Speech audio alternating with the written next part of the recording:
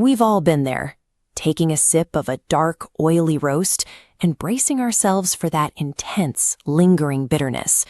For decades, coffee marketing has pushed the idea that a dark, bitter cup equates to stronger coffee, a brew with a massive caffeine punch to jumpstart your morning. But caffeine accounts for only 10 to 15% of coffee's total bitterness. The vast majority comes from somewhere else. Caffeine is highly stable under heat.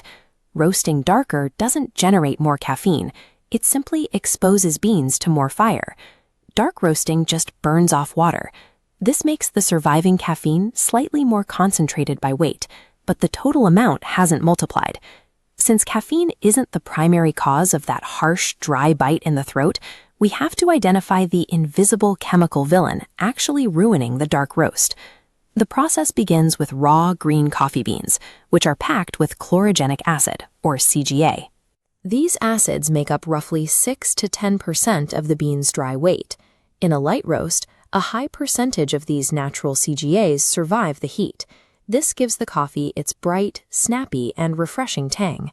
As the temperature climbs into the dark roast stage, a thermal cascade begins, physically tearing those delicate CGA molecules apart. These resulting fragments reassemble into an entirely new, intensely bitter molecule called quinic acid.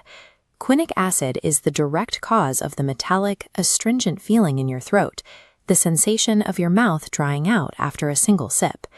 Extreme heat cooks away the bean's natural vibrance and replaces it with this chemical harshness.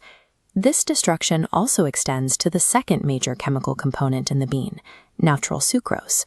A light or medium roast triggers the Maillard reaction, breaking those simple sugars down into complex, sweet aromas like honey, caramel, and toasted nuts. If the roast continues into the dark stages, the sucrose is completely incinerated. The Maillard reaction goes into overdrive, moving past sweetness and into carbonization. As sugars and amino acids fuse together under this extreme heat, they form heavy, dark brown polymers called melanoidins. While melanoidins provide the coffee's thick body and rich color, they taste roasted, malty, and ashy. This dark, heavy appearance marks the visible graveyard of incinerated sugars. You don't need a laboratory to understand this chemistry. You can see it for yourself the next time you look at a bag of coffee. The physical color of the roast acts as a direct visible map of its chemical degradation.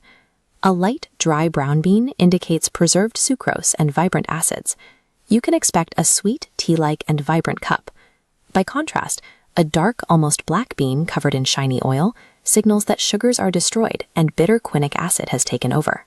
Using this visual map, you can bypass Deceptive's marketing labels and predict the exact chemical makeup of your brew before you buy it.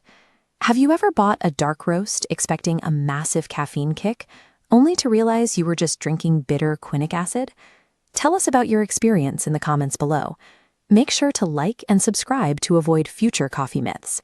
Next up, we're looking at the controversial golden brew ratio and why blindly following a 1:16 recipe might be ruining your extraction timeline. See you there.